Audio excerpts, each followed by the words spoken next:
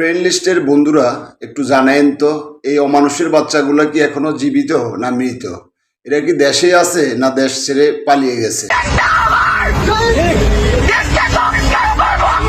আসমান কাঁপে, আপনাদের কাঁপে না, তার কাঁপে না। এবং ওরা আসলে আমাদেরকে নতুন দিনের পথ দেখাচ্ছে। ন্যায্য অধিকারের কথা জিজ্ঞেস করব, তখন বলে দেয় রাজাকার। আর পানি লাগবে, তো এটা যতদিন মাথায় থাকবে ততদিন পর্যন্ত আমরা শান্তিতে ঘুমাতে পারবো। আমি তাকে ঘৃণা করি, এই মৃত্যু পথটা আমার দেশ না। Many months later. চোখের সামনে স্পষ্ট হয়ে ধরা দেয় প্রাণ বাঁচানোর এমন যুদ্ধ। এই যেমন ধীরে ধীরে নিস্তেজ হতে থাকা সন্তানকে সচল রাখার চেষ্টা করছেন এই মা।